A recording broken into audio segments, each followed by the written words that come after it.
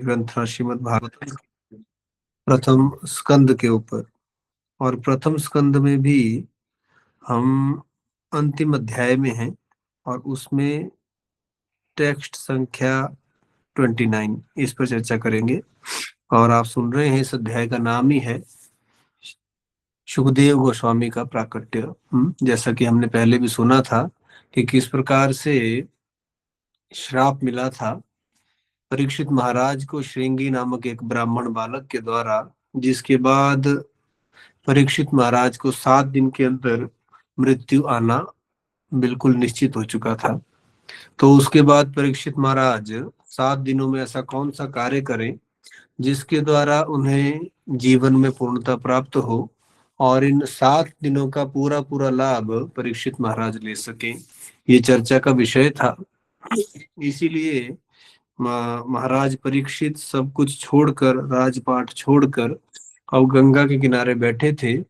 और क्योंकि परीक्षित महाराज कोई सामान्य व्यक्ति नहीं थे, न केवल इस भूलोक के राजा थे बल्कि पूरा जो भूमंडल हमारे ग्रंथराज श्रीमद् भागवतम में बताया गया है, पूरे भूमंडल के राजा थे। तो इस प्रकार से परीक्षित महाराज के इस समय में बड़े बड़े महान ऋषि, आचार्य, देवता, ब्राह्मण, ये सब वहां पहुंचे, ऋषि मुनि आदि।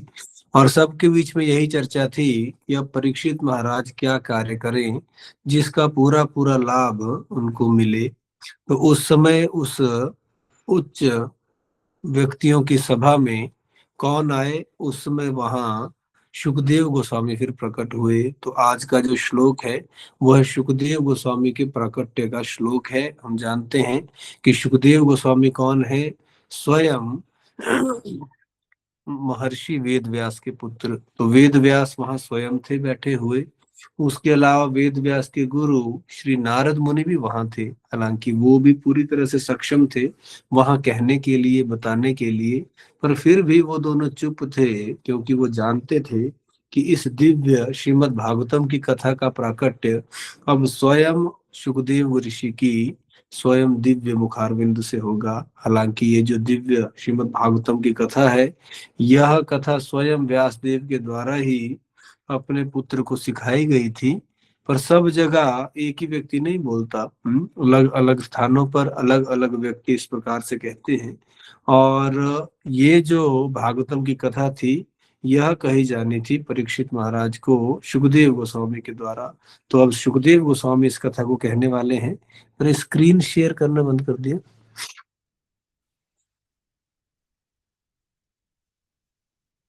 हाँ, श्लोक संख्या 29। तो श्लोक संख्या इस प्रकार से है, सह विष्णुरातः अतिथये आगताय तस्मै सर्पयाम शीर्षा आजहार ततः निवृतः हि अबुधः स्त्रियः अर्भकाः महा आसने स उपविशेष पूजितः। नीचे करेंगे प्रभु जी। महाराज परीक्षित, जिन्हें विष्णुरात अर्थात सदैव विष्णु द्वारा रक्षित के नाम से भी जाना जाता है, उन्होंने मुख्य अतिथि सुखदेव गोस्वामी का स्वागत करने के लिए अपना मस्तक झुकाया। उस समय सारी अल्पज्ञ स्त्रियां तथा बालकों ने श्री सुखदेव गोस्वामी का पीछा करना छोड़ दिया। सबों के समान, सबों से सम्मान प्राप्त करके सुखदेव गोस्वामी अपने श्रेष्ठ आसन पर विराजमान हुए। तो कथा चली हुई थी पहले भी कि विष्णु, ये हमारे सुखदेव गोस्वामी जो थे वो किस प्रकार से दिव्य पुरुष थे और भौतिक जगत के जितने भी ये नियम थे उन पर लागू नहीं होते थे। सामान्य तौर पर देखा जाता है कि जो आध्यात्म मार्ग में आगे से बड़े चढ़े व्यक्ति भी हैं, वे भी संसार के नियमों का पालन करते हैं, पर उसमें भी कुछ कुछ ऐसे देखे जाते हैं जो संसारी नियमों का पालन करना पूरी तरह से छोड़ देते हैं। इसी प्रकार के व्यक्ति सुखदेव गोस्वामी भी थे।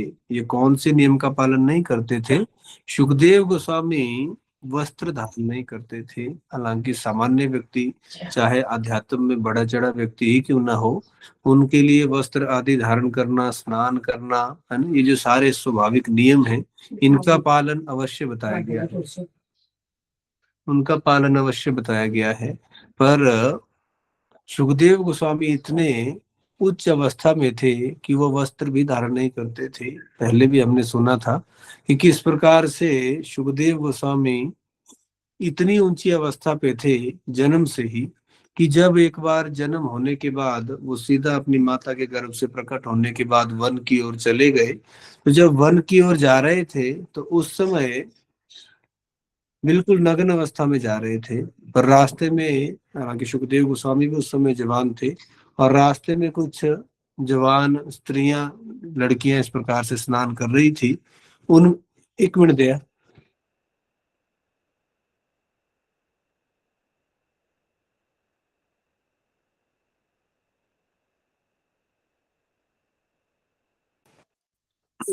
हरे कृष्ण।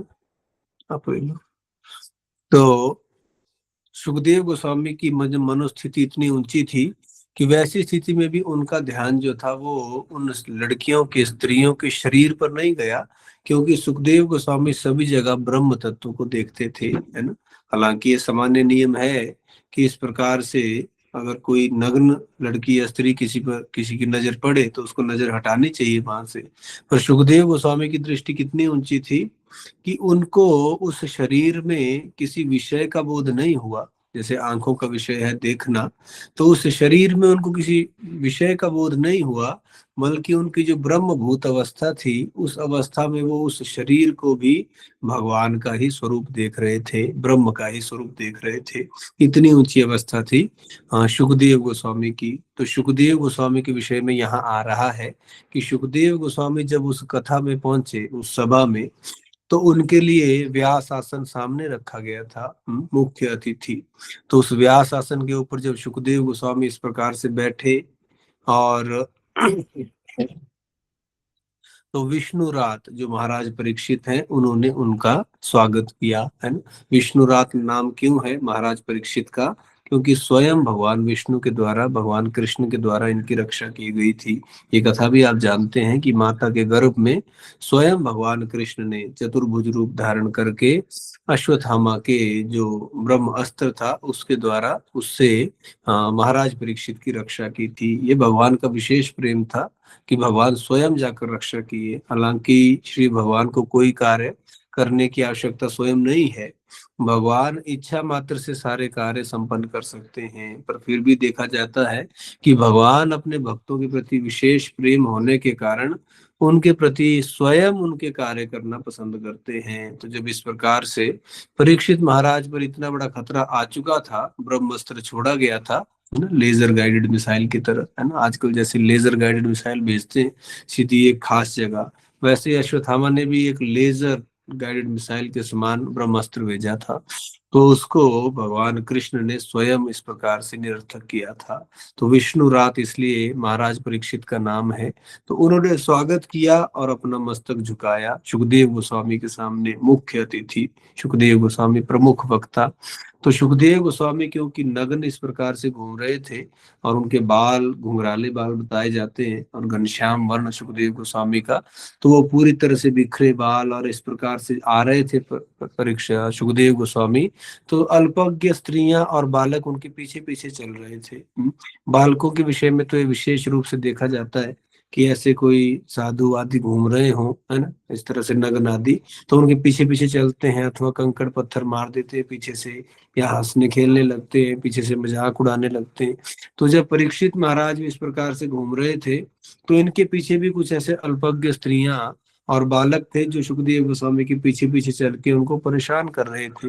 पर सुखदेव गोस्वामी की स्थिति इतनी ऊंची थी कि उनकी चेतना पर इस प्रकार से ये जो बालक और स्त्रियां जो इस प्रकार से कुछ कार्य करते थे, इनकी दिव्य चेतना पर उसका कोई भी प्रभाव नहीं पड़ता था। इतनी उच्च चेतना कि उस चेतना पर ये बालक कुछ भी करे, स्त्रियां आदि, उसका प्रभाव इनके चित्त पर बिल्कुल नहीं पड़ता था, क्योंकि ये सदैव इनका मन जो था भगवान में रमा रहता था। हम इसका आइडिया लगा सकते हैं कि जैसे हम अपनी माला के ऊपर नाम जप करने का प्रयास करते हैं, तो हम प्रयास तो करते हैं अपनी चेतना को माला करते समय भगवान में लगाने का, पर उस समय भी अगर आप देखें उस समय भी हमारा ध्यान भगवान पे नहीं लग पाता। ध्यान यहीं कहीं चला जाता है। पर परीक्षित सुखदेव गोस्वामी की स्थिति क्या थी कि इनको इस प्रकार से कोई कुछ बोल रहा है, कुछ पत्थर फेंक रहा है या कुछ और तरीके से परेशान कर रहा है, वैसी स्थिति में भी सुखदेव गोस्वामी जो थे उनकी चेतना सदैव कृष्ण भावना भावित रहती थी, सदैव कृष्ण भावना भावित। तो जब इस प्रकार से उस सभा में प्रवेश किए और सुखदेव गोस्वामी को इस प्रकार से सभी के द्वारा सम्मान दिया गया, तो ये सब देखकर वो सब वहां से भाग गए, बच्चे और लड़कियां अल्पज्ञ। सबों से समान सम्मान प्राप्त करके सुखदेव गोस्वामी अपने श्रेष्ठ आसन पर विराजमान हुए, है ना। ये अद्भुत, अति अद्भुत था कि अब तक ये आसन खाली पड़ा था और सुखदेव गोस्वामी इस प्रकार से दिव्य स्थिति से वहां पहुंचते हैं और व्यास आसन को धारण करते हैं, है ना। इसका अर्थ हुआ कि निश्चित तौर पर व्यास देव के द्वारा अथवा नारद मुनि के द्वारा सुखदेव गोस्वामी को विशेष रूप से वहां आमंत्रित किया गया था और उनसे प्रार्थना की गई थी कि अब आप महाराज परीक्षित के कल्याण के लिए इस दिव्य श्रीमद् भागवतम की कथा को इस प्रकार से कहें। तात्पर्य में प्रभुपाद जी लिखते हैं, उस सभा में सुखदेव गोस्वामी के आगमन पर श्रील व्यास देव, नारद तथा अन्य ऋषियों के अतिरिक्त सभी लोग खड़े हो गए और महाराज परीक्षित ने इस महान भगवत भक्त के समक्ष साष्टांग दंडवत प्रणाम किया, है ना। तो जैसा कि पहले बताया गया था, इस महान सभा में केवल भक्तगण नहीं थे, बल्कि इस सभा में कुछ योगी आदि भी थे, कुछ ज्ञानी भी थे, कुछ ऋषि भी थे, कुछ मुनि थे जो मनन करते रहते थे, कई प्रकार के ब्राह्मण आदि भी थे जो कर्म कांड का पालन करते थे। तो कई प्रकार के मार्गों का पालन करने वाले बड़े बड़े व्यक्ति इस सभा में थे। पर जब एक भक्त का इस कथा में, इस सभा में आगमन हुआ, तो भक्त के आगमन पे ये सभी लोग खड़े हो गए। कौन लोग खड़े नहीं हुए? व्यासदेव खड़े नहीं हुए क्योंकि स्वाभाविक वो इनके पिता थे। नारद मुनि खड़े नहीं हुए क्योंकि वो इनके पिताजी के गुरु महाराज हैं। और अन्य भी बड़े बड़े ऋषि, है ना, जैसे जो कई बड़े बड़े ऋषि रहे होंगे, ब्रह्मा जी के पुत्र आदि, वो उनको छोड़कर अन्य जितने भी लोग थे वो खड़े हो गए। हालांकि उम्र की दृष्टि से देखा जाए तो सुखदेव गोस्वामी की उम्र कम थी इन सबके मुकाबले, पर फिर भी परीक्षित महाराज के स्वागत के लिए अन्य सभी खड़े हो गए। इसका कारण क्या है कि सब लोग जानते थे कि ये जो परीक्षित, ये सुखदेव गोस्वामी है, ये महान भगवत भक्त हैं। कितने महान कि यह अपनी माता के, वैसे तो स्वयं व्यासदेव के पुत्र हैं, वही अपने आप में बहुत बड़ी क्वालिफिकेशन है। क्यों? क्योंकि स्वयं व्यासदेव भगवान के शक्तिवेश अवतार हैं, उनके पुत्र हुए आगे। तो ऐसे पुत्र जो माँ के गर्भ से इतने लंबे समय तक नहीं निकले, और जैसे ही निकले माता के गर्भ से, जब भगवान के द्वारा इनको पूरा आश्वासन दिया गया कि तुम्हें माया का कोई प्रभाव तुम्हारे चित्त पर नहीं होगा, तो जैसे ही निकले उसके बाद सीधा वन की ओर गमन कर गए। और ब्रह्मभूत अवस्था बचपन से ही, है ना, विचार करें कि ये दृष्टि ही नहीं संसार के प्रति कि ये सोना है, कि ये मिट्टी है, कि ये हीरा है, ये स्त्री का शरीर है, ये पुरुष का शरीर है, ये अच्छा है, ये बुरा है, सर्दी है, गर्मी है, कपड़ा पहना है, नहीं पहना है, कोई अवस्था, कोई भी द्वैत है ही नहीं चित्त में। सब जगह दिव्य ब्रह्म का ही आस्वादन करते थे। और ऐसे सुखदेव गोस्वामी, वो पहले जो वो ज्ञान मार्ग के उपासक थे अथवा ब्रह्मवादी थे, सब जगह ब्रह्म का आस्वादन करते थे, ब्रह्म अवस्था का। पर जब इन्होंने भगवान श्री कृष्ण की दिव्य कथा को सुना और भगवान श्री कृष्ण के दिव्य गुणों के विषय में और दिव्य स्वभाव के विषय में सुना, तो पूरी तरह से भगवान के दिव्य प्रेम में इस तरह से मदमस्त हो गए, क्षण भर भी भगवान को नहीं बोलते थे। ऐसे सुखदेव गोस्वामी ये सब जगह स्वीकार्य थे कि सुखदेव गोस्वामी जो हैं वो भगवत भक्तों में सर्वश्रेष्ठ हैं, वैरागियों में सर्वश्रेष्ठ हैं, सब तरीके से महानतम हैं। तो जब सुखदेव गोस्वामी इस कथा में, इस सभा में आए, तो सभी बड़े से बड़े व्यक्तियों ने उनको झुककर दंडवत और साष्टांग प्रणाम किया। सुखदेव गोस्वामी ने सभी से, हमारे अनुभव भरी है। विशेषकर अपने पिता तथा नारद मुनि के समक्ष गले मिलते हुए, हाथ मिलाकर, सिर हिलाकर और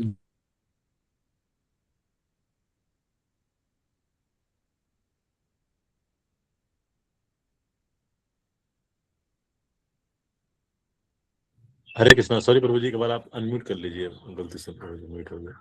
हरे कृष्णा। तो देखा जाता है संसार में कि जैसा हमारा जिसके प्रति संबंध हो, उसी प्रकार से हम उस व्यक्ति से मिलते हैं, है ना। जो हमारे बड़े होंगे उनको हम झुककर प्रणाम करेंगे, बराबरी के होंगे बड़े खास मित्रगण तो उनसे गले मिलकर, अन्यों से हाथ मिलाकर, किसी को झुककर, है ना। तो सुखदेव गोस्वामी ने भी ऐसे सभी लोगों से मिले। तब उन्हें सभा का मुख्य आसन प्रदान किया गया। जब राजा तथा मुनि इस प्रकार से उनका स्वागत कर रहे थे, तो गलियों के छोकरे तथा अल्पज्ञ स्त्रियां जो उनके पीछे पीछे चल रहे थे, आश्चर्य तथा भय से स्तंभित रह गए, है ना। तो ये तो सोच रहे थे कि ये कोई पागल व्यक्ति है ना। तो अगर कोई मोहल्ले में कोई नग्न अवस्था में कोई इस प्रकार से घूमता हुआ मिले, जिसके बाल बिखरे हुए हों और कोई पता ना हो सिस्टम, तो सब सोचेंगे कि पागल है ना। और पागल व्यक्ति के पीछे तो कोई कुत्ते दौड़ जाते हैं, कोई छोटे छोटे बच्चे तंग करते हैं उनको और पीछे पीछे लग जाते हैं।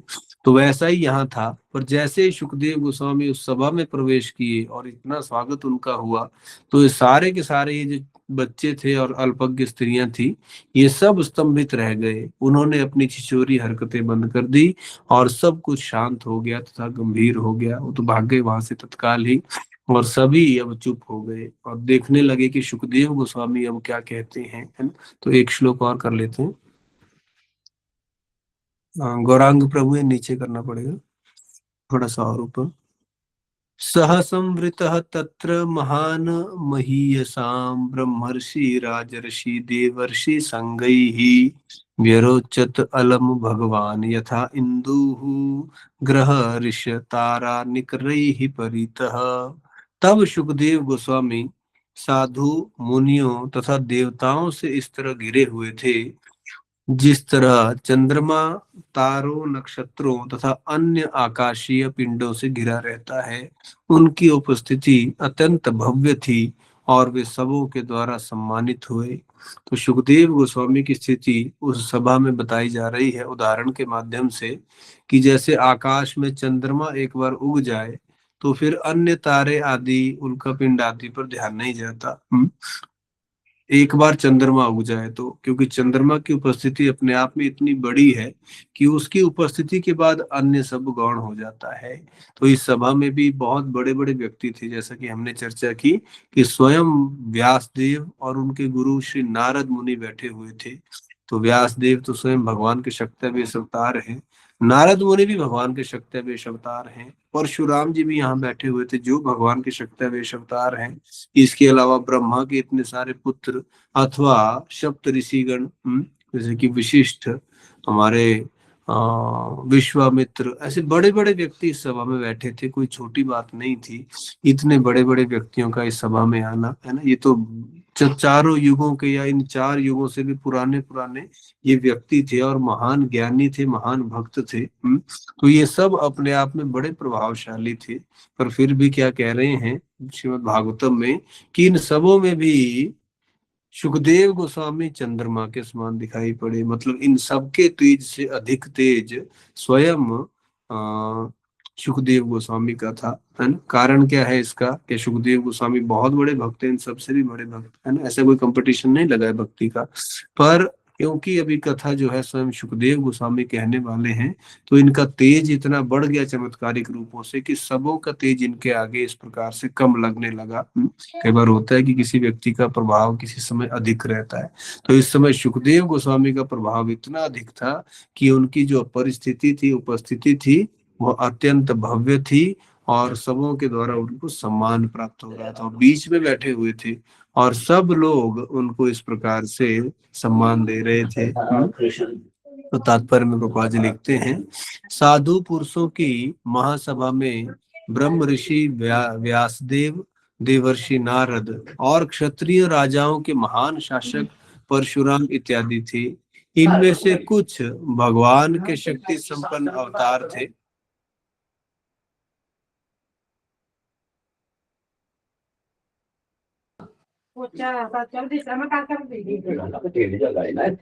सुखदेव गोस्वामी इनमें से कुछ भगवान के शक्ति संपन्न अवतार थे।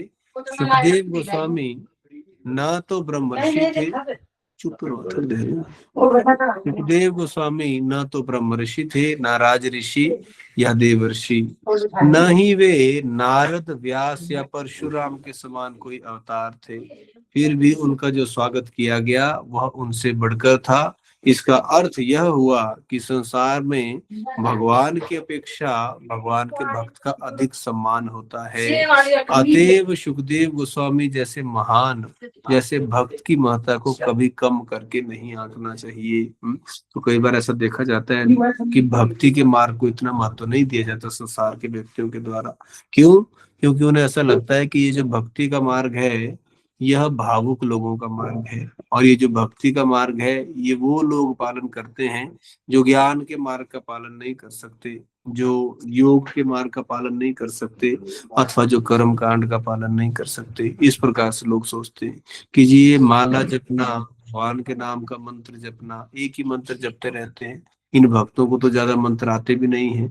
और ग्रंथ भी इन्होंने एक भागवतम पकड़ा है, बड़ी हद तक गीता पकड़ा है, अन्य ग्रंथों का इनको ज्ञान नहीं। इसके अलावा बड़ा अधिक तपस्या भी करते हुए दिखाई नहीं पड़ रहे। तो ऐसा कई बार लोगों के मन में आ सकती है बात कि ये भक्ति का मार्ग आसान मार्ग है और यह कम योग्य व्यक्तियों के लिए है, पर ऐसा बिल्कुल नहीं है। भक्ति का मार्ग आसान मार्ग नो डाउट है, पर इसको भी पालन करने के लिए व्यक्ति को दृढ़ता चाहिए।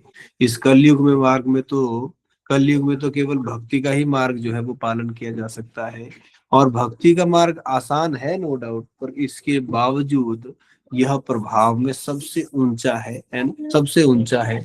और आसान होने का अर्थ ये नहीं है कि ये बिल्कुल बिना कुछ योग्यता के इसको पालन किया जा सकता है, ऐसा नहीं है।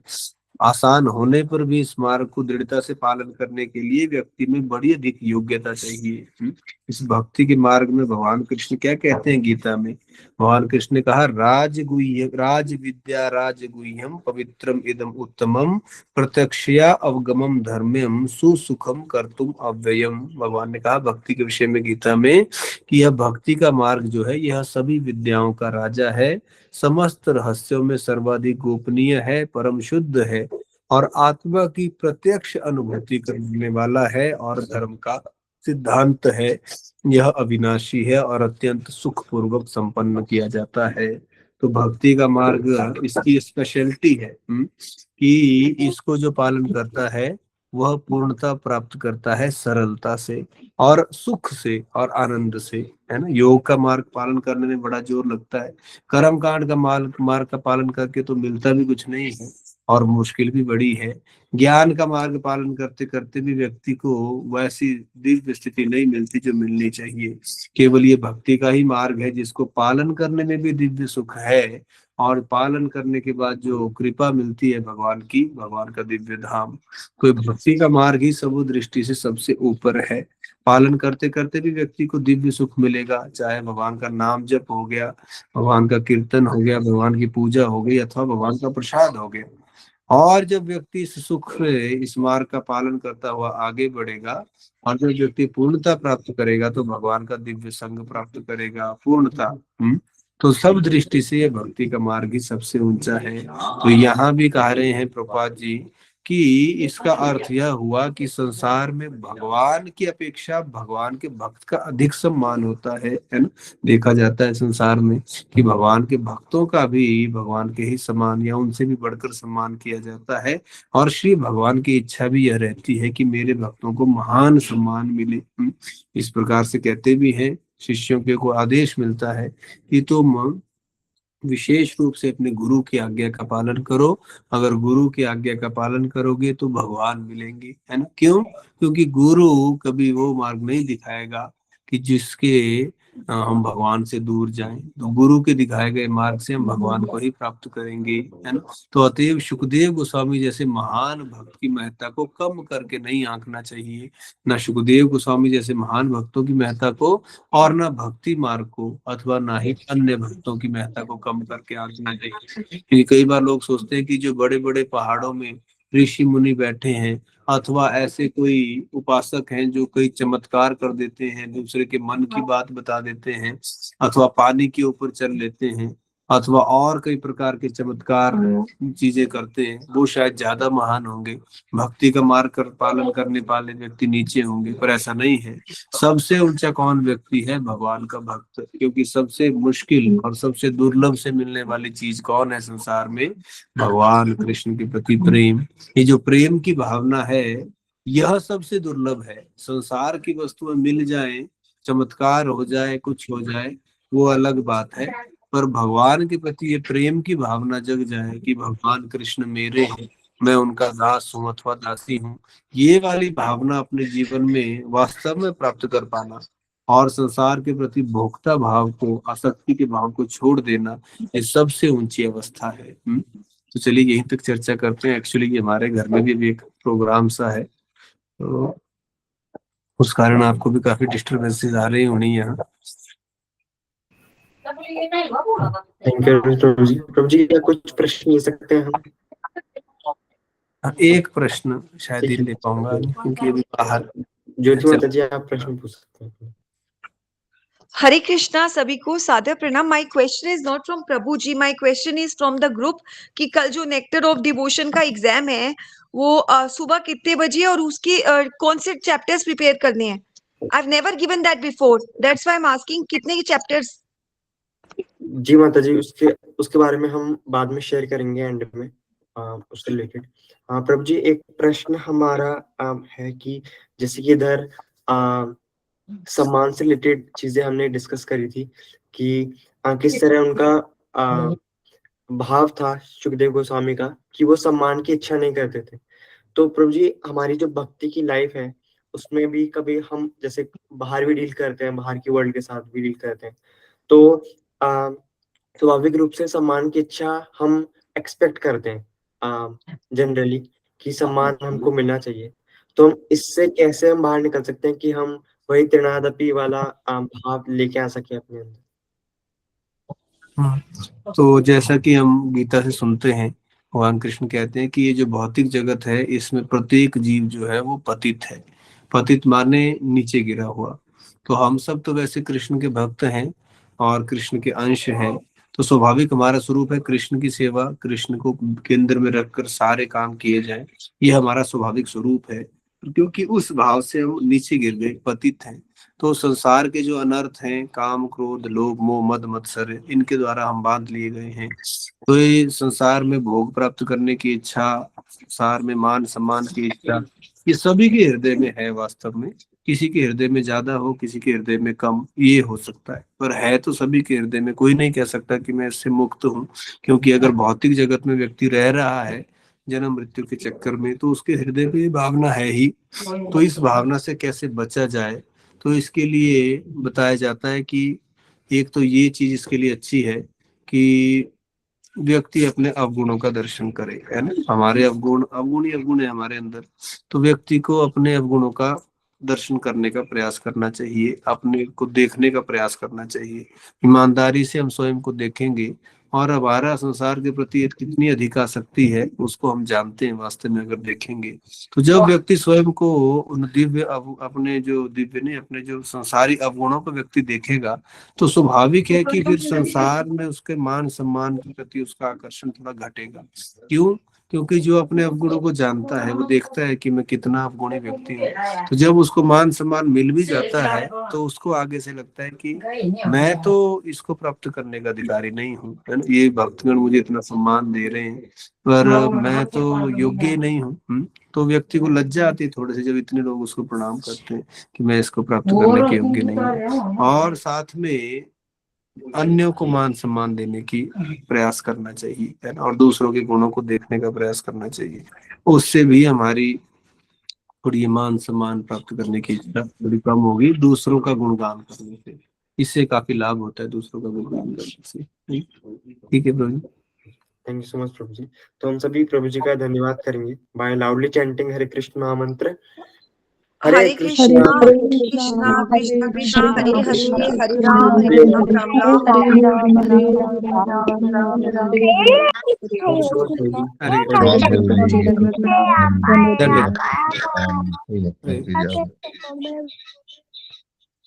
ओके हरे कृष्ण। तो माता जी प्रभु जी ने प्रभु जी आप बता सकते हैं माता जी को उस एनओडी के बारे में?